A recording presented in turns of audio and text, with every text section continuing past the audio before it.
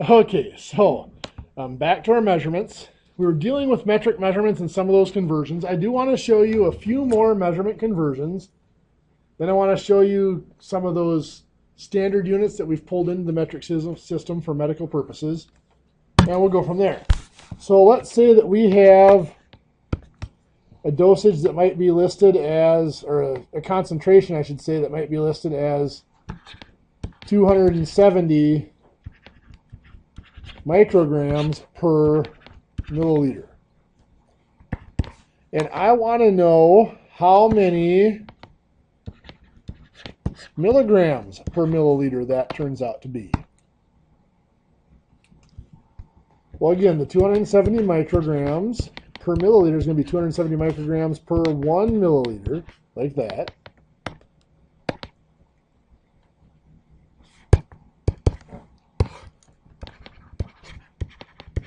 Now, the milliliters aren't going to change. The milliliters stay milliliters, so it's just 1 milliliter on bottom.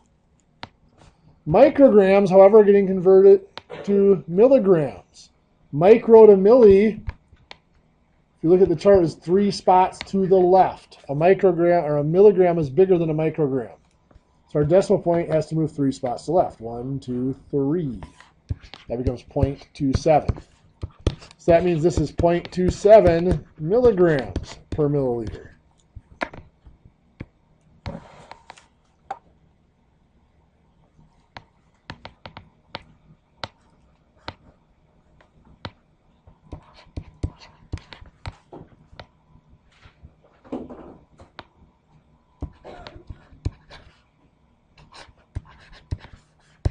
Let's say we have 720 micrograms per deciliter, and we want to know how many milligrams per liter that is.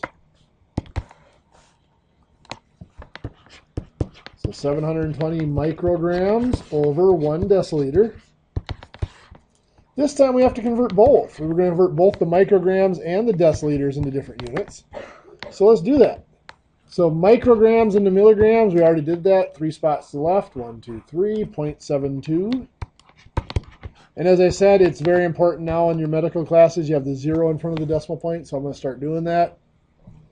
Deciliters to liters. If you look at the chart, deciliters to liters is 1 spot to the left, so I'll move my decimal point 1 spot to the left. So that's 0.1 liter. So now to finish this off, I have to divide. 0.72, bless you, divided by 0.1. is 7.2 milligrams per liter, like that.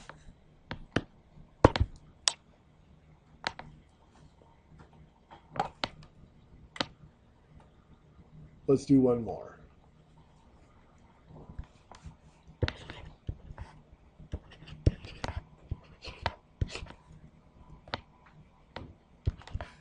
So we have 0.38 grams per liter. We want to know how many milligrams per deciliter.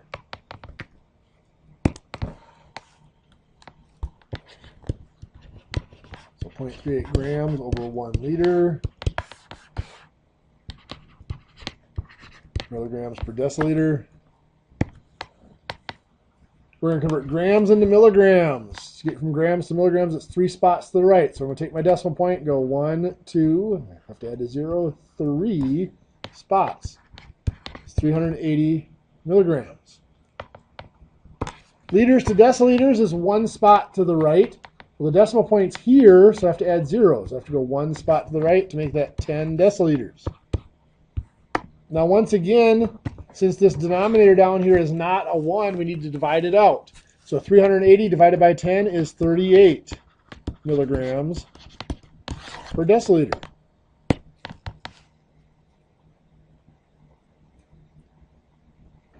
Your textbook does some really strange stuff with these.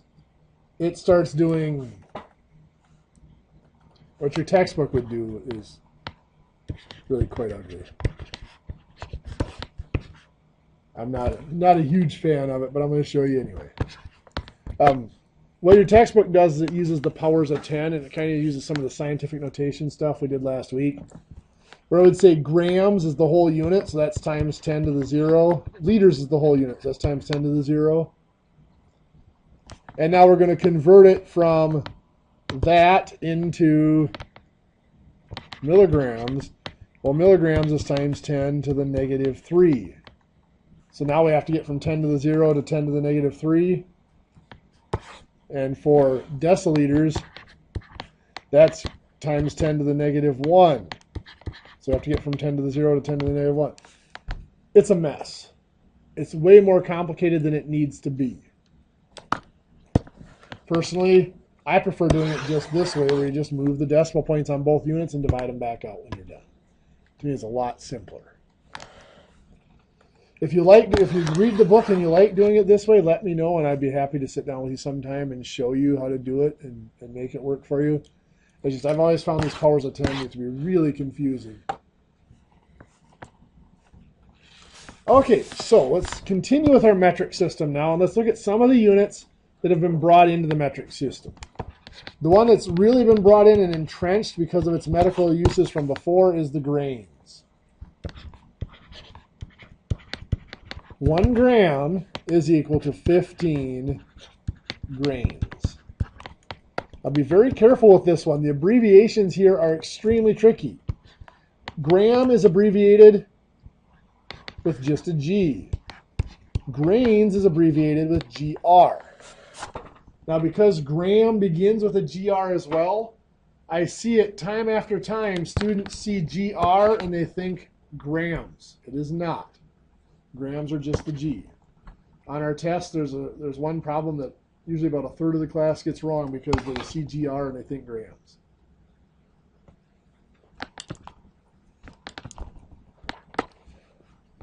So now, milligrams then. 1 grain is equal to approximately 60 milligrams. This is one that has changed. Wasn't that long ago this was taught to be 63 milligrams. The reason for its change is because it's so much simpler to deal with conversions with 1 grain equals 60 milligrams. If you don't have a calculator in front of you, which many of you won't at the time, it makes it a lot simpler. But if you do the math here, of course, 1 gram contains 1,000 milligrams, correct? But if I look at what's been done here, 15 grains per gram and 60 milligrams, if I do 15 times 60, I only get 900. So I'm shorting myself 100 milligrams somewhere by using these conversions. Technically, this was like 15.8 if you want to do it exactly. 15.8 grains in a gram and 63.2 milligrams in a grain, and that comes out to be almost exactly 1,000 milligrams in a gram. But they've rounded them off just to make it a lot easier to work with. So just be aware of that when you do conversions with grams and grains and milligrams. Those conversions are going to be rounded, not going to be perfect. The minim has been used as well. There are 16 minims in 1 milliliter. And those are really the big ones. Like I said, the drop, it's about 12 drops per milliliter.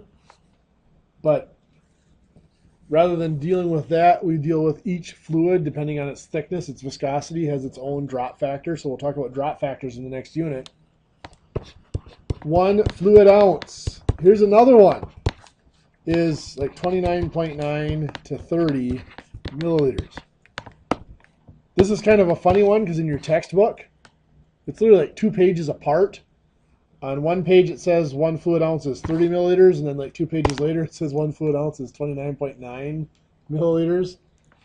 I tend to use 30 milliliters just because it's simpler to work with, but technically they both appear in your textbook. And about 5 milliliters equals 1 teaspoon. Remember we talked about that 1 teaspoon being 60 drops? Well, that would make sense. 5 milliliters then would be about 12 drops. And the abbreviation for drops is GTT, by the way, of water, again. So depending on the thickness, when we get into thicker fluids or thinner fluids, believe it or not, most of our medications that we use are thinner than water. You can always tell by the drop factor. Water has 12 drops per milliliter. If it has more than 12 drops per milliliter, that means it's thinner than water. It has less viscosity, less surface cohesion. What's that? What's that? You're right, 1 milliliter. Sorry about that. I don't know where the 5 came from. But you're right, 1 milliliter equals 12 drops approximately. And again, that is just of water. There are some medications that have a drop factor of 10, which means they're slightly thicker than water, but most of our medications are thinner.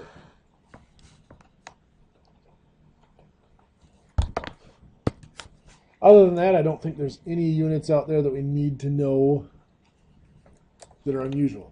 I guess we just want to continue with these conversions between metric and standard here. The 1 fluid ounce being 30 milliliters, 1 tablespoon being 5 milliliters. We can talk about the pound and the kilogram.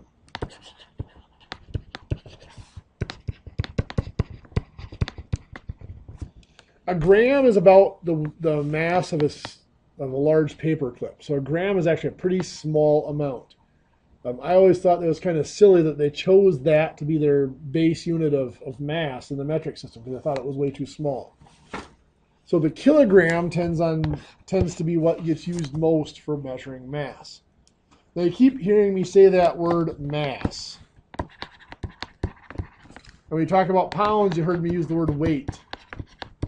So the question is there a difference? And yes, there is a difference between mass and weight. Mass is the amount of matter in an object.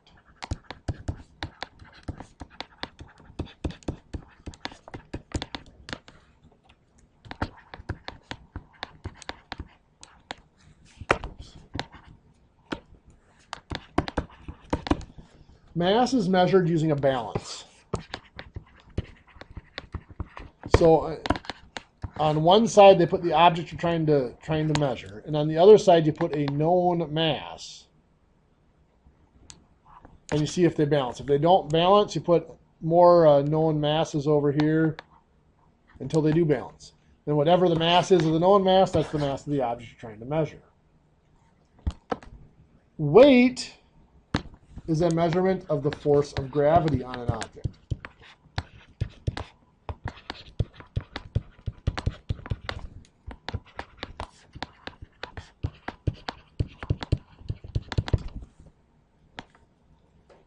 Weight is usually measured using a spring. So you might have a spring like this, and whatever object we're trying to measure, you hook on the end of the spring. And there is some sort of a scale here with an indicator that moves when the spring stretches, and a scale that we read off tells us the weight of that object. So the question might be, well, what's the difference? Why does it make such a big difference? Well, because mass does not depend on gravity at all. If I go to the moon, where there's about 1/6 the gravity that there is on Earth, if I have something that is 10 kilograms on Earth, it will still be 10 kilograms on the moon. Why is that? Well, because we use the balance here. The force of gravity on the known object is going to change because there's less gravity on the moon, but the force of gravity on the known masses is also going to change. So the mass itself stays exactly the same. The weight, however, will change because that spring stays just as strong whether it's on Earth or on the moon. If there's 1/6 of the gravity, it's going to stretch 1/6 of the distance, and you'll have 1/6 of the weight. So weight does not depend on gravity or anything like that. On Earth, gravity is relatively constant, and there's actually slightly less gravity at the equators than there is at the poles, but it's close to a constant. So on Earth, we tend to use weight and mass interchangeably. In the standard system, you don't need to write this down because you won't be tested on it. On the standard system, there is a unit of mass. In the standard system, of course, our unit of weight is the pound. Unit of mass, there's something called a slug. Outside of engineers, very few people ever know that there's such a thing as a slug in our measuring system. In the metric system, the unit of mass is the gram, or the kilogram is what's more typically used, and there's a unit of weight called a newton. Like I said, we tend to use mass and weight interchangeably here on Earth because gravity is fairly constant. So even though pound technically measures weight and kilogram technically measures mass, we will convert from standard pounds into metric kilograms because that's just kind of the way we've adopted the system. For some reason, in metric units, it's more acceptable to use mass and kilograms, and in the standard units, it just seems to be more standard to use pounds and force. So anyway, there's my long answer to a really simple question. How many kilograms or how many pounds in a kilogram, whichever way you want to do it? Well, the kilogram is actually significantly larger than a pound. 1 kilogram, it's actually at 2.21, but this book just rounds it to 2.2 pounds per kilogram. And now that we've talked about those conversion factors, we can use those to convert. If I have a patient that comes in that is 198 pounds, I want to convert them to kilograms. Well, we can go ahead and set this up. 198 pounds over 1. Pounds on bottom, kilograms on top. 1 kilogram is 2.2 pounds. So this tells us the kilograms can cross cancel. 198 times 1 kilogram is 198 kilograms. 1 times 2.2 is 2.2. So now we have to divide that out. 198 divided by 2.2 is 90 kilograms. Or, let's say we have a patient that weighs 60 kilograms, and we need to convert them into pounds. So 60 kilograms over 1. Kilograms on bottom, pounds on top. 1 kilogram, 2.2 pounds. Kilograms cancel. 60 times 2.2 is 132 over 1, or 132 pounds. Now, I don't expect you to set up this conversion factor every time. This is one of those conversions that you're going to do often enough that you just need to know 2.2 is the magic number. You're either going to multiply by it or divide by it. But that's why I started out our dimensional analysis with the one example that I did. You need to remember that a kilogram is larger than a pound. And as long as you remember that, you're okay. If you have a patient that comes in at 77 pounds and you want to convert them into kilograms, you know that the kilogram is larger. So the unit is getting larger. The number has to get smaller. So we're going to divide by the 2.2. So 77 divided by 2.2 is 35 kilograms. Makes sense? Sort of. Too tired to ask. Okay. Well, we talked some about dimensional analysis. I want to talk about that a little bit more.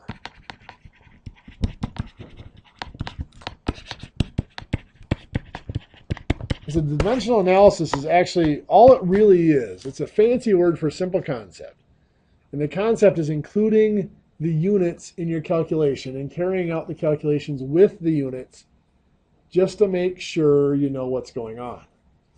For example, we do this all the time. If we're going to travel for 7 hours at a speed, average speed of 52 miles per hour, how far do we go? Well, we can take our 7 hours, let's use h because that's arithmetic integration, make it into a fraction, and to convert it into miles, we're going to use the miles per hour. Remember, 52 miles per hour is telling us that is 52 miles in 1 hour. I can write it as an equal inequality like that, or I can write it as a fraction. It doesn't matter. Writing like that helps me set this up, though. What do I need to put on the bottom of this fraction? Hours. And on top, I'm going to do miles. 52 miles in 1 hour is what that says. Hours cancel out. 7 times 52 is 364 miles. So in 7 hours at 52 miles per hour, we have to go 364 miles. The other side of that is, let's say that we need to travel 287 miles, and we are going to go at a rate of 41 miles per hour. How long is it going to take us? So we're going to convert the 287 miles into hours. So again, the 41 miles per hour, that means 41 miles in 1 hour. And the reason I write it like that is now over here, what needs to go on bottom? Miles, because I need to cancel those out. Hours are going to go on top because I want to end up at hours. 41 miles is 1 hour. So this is telling me now the miles cross cancel. I have 287 times 1 hour is 287 hours. 1 times 41 is 41. So 287 divided by 41 should give me 7. Should take 7 hours to get there. So that dimensional analysis tells us how to do our calculation. Now, some of you may have just looked at this and said, hey, I take my miles, divide by my miles per hour. If you've done this calculation enough, you just know how to do that. If you don't, this tells us, hey, the miles have to go on bottom, so that means we're dividing by the 41. Whereas up here, the miles have to go on top, so we're multiplying by the 52. In the medical field, this happens a lot. We might have something that is running at 17 milliliters per minute, and we want to know that after 20 minutes, how much has been run out. So we have 17, well, what I want to do is I want to convert my 20 minutes into milliliters. So I have 20 minutes over 1. Over here I'm going to put minutes on bottom, milliliters on top. 17 milliliters per 1 minute. Minutes cancel. 20 times 17 is 340 milliliters. So during that period of time, 340 milliliters runs out. Or I could do a more complicated example. I might have something that is running at 42 milliliters per minute, and I want to know if I have a drop factor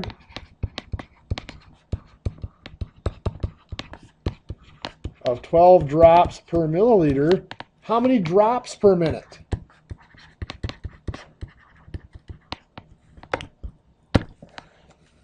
So I start out with my milliliters per minute. 42 milliliters in 1 minute is what that means. I don't need to get rid of minutes. I need to get rid of the milliliters. I put milliliters on bottom, and I want to convert, the minutes are staying the same. I want to convert milliliters into drops. So the milliliters go on bottom, so they cancel. Drops go on top. And that tells me 12 drops per milliliter. So 12 drops equals 1 milliliter. Milliliters cancel. 42 times 12. 504 drops per 1 minute. Or 504 drops per minute. I realized I did that calculation backwards, so I got to be a huge number. Not a big deal. Your textbook tends to take this dimensional analysis thing to an extreme. Your textbook starts getting into some kind of ridiculous things. Like it might do something like grams squared per milliliter times milliliters per gram. Well, first of all, the milliliters can cross cancel. That's pretty simple. grams squared, of course, what is a gram squared? There's really no such thing. Gram is a unit of weight. You can't square it. But mathematically speaking, grams squared is just grams times grams, which means you can cancel out one of them, and you're left with grams on top, like that. Your textbook also uses things like this, meters to the negative 1. Remember that power of negative 1, x to the negative 1 just means 1 over x. So if I have x to the negative 1 times x, that's just 1 over x times x. Or I can make that x over 1. Well, what do you think that's going to equal? 1. The x's cross cancel, I just get 1s. The same here. If I have meters to the negative 1, and I multiply it by regular meters, I get just 1. Or if I have grams to the negative 1, and I multiply by grams, I get just 1. So I might have some examples, like meters times grams squared over liters to the negative 1, meters to the negative 1, times liters to the negative 1 over meters milligrams. Okay, so cross-canceling, the liters to the negative 1 can cross-cancel. Multiplying across, meters to the negative 1 times meters, that's just 1, so I can cancel those out. So what I have so far is I have meters times grams squared over milligrams.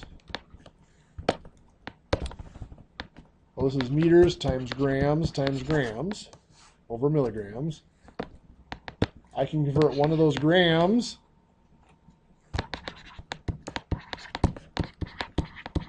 into 1,000 milligrams. So the milligrams cancel out. This is 1,000 meters times grams. Now you can see how ridiculous that is. But the textbook kind of works through it. I would never do anything that complex on your unit test next week. The textbook just goes through some of those that are really silly. Can you follow the logic of canceling out, the negative one power and stuff like that? It's really kind of ugly. Let's do one that might be just a little bit more sensical.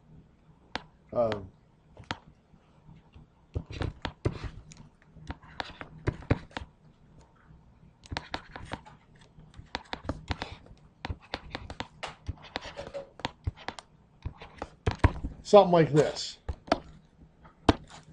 So again, I always look for things I can cross-cancel. I have meters and meters I can cross-cancel. Those are gone.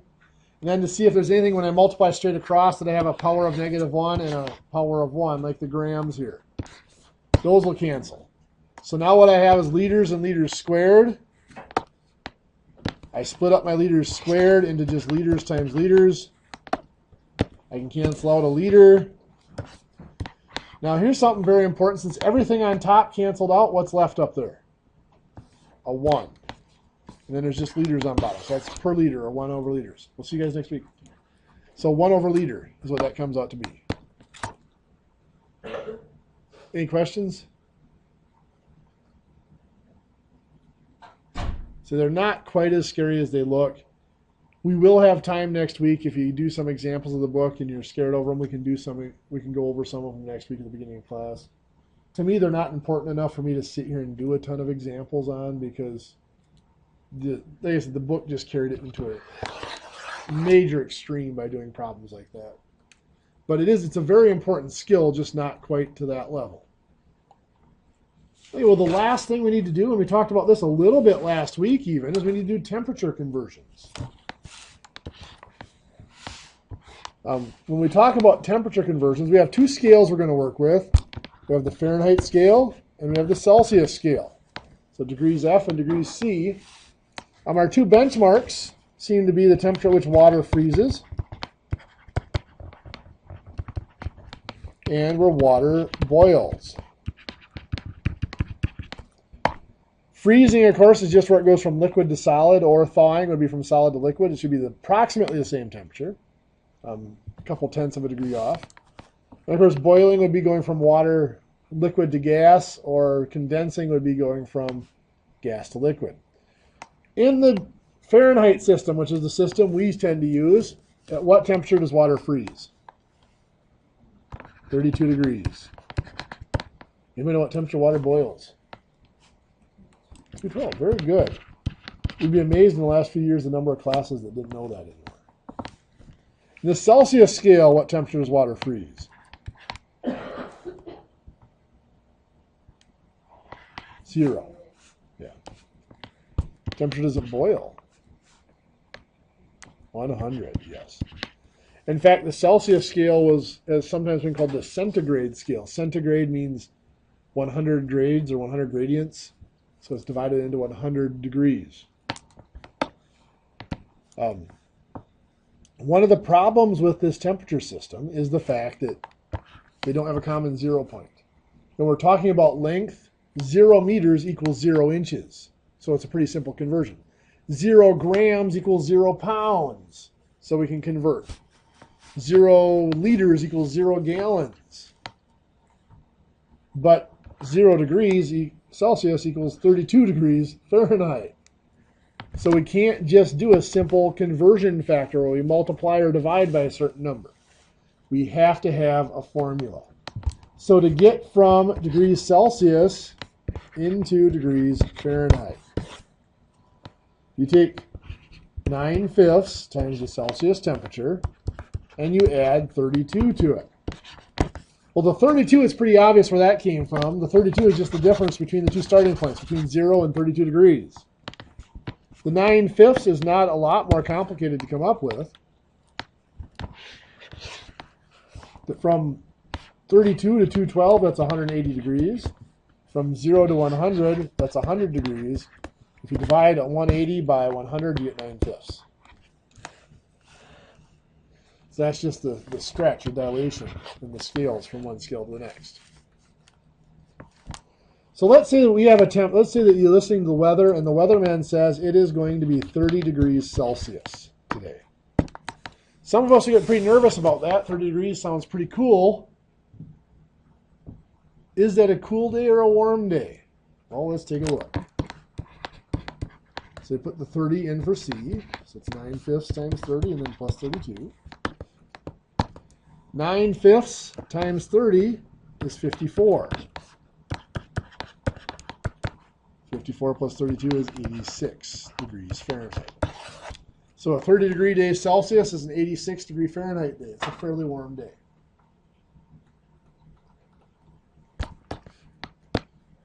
Going the other direction from degrees Fahrenheit into degrees Celsius.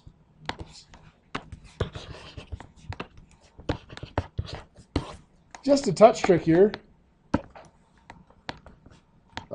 We take our Fahrenheit temperature and we have to first subtract 32. We have to multiply by 5/9. Of course, the 5/9 you'll see is just the reverse of the 9/5 going the other direction. And we subtract 32 first to get it back down to that common 0 point. So let's look at human body temperature. What's human body temperature in degrees Fahrenheit? 98.6. Actually, in recent years, there's been a lot of research done, and they've established it's probably closer to 98.2 than 98.6 now. Human evolution, human body temperature is actually slightly decreased. But anyway, so put 98.6 in here. First thing, of course, we have to do is the parentheses. 98.6 minus 32 is 66.6. And then 5/9 times 66.6. We'll put 37.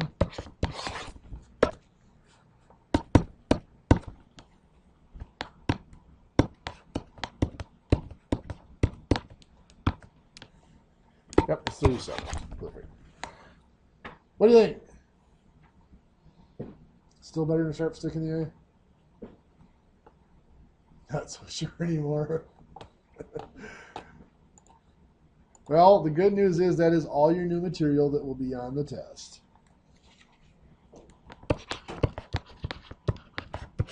Pages in the book that correspond. Page 103, 1 through 19, the odds. Page 110, 1 through 41, the odds. Page 114, 1 through 25, the odds. Page 118, 1 through 19, the odds. And finally, page 123, 1 through 21, the odds. Again, I don't expect you to do all of those. It's a ton of problems. But, do some of the easy ones, skip ahead, do some of the more difficult ones. If you have major questions, let me know. We'll go over them next week. So you have a great weekend.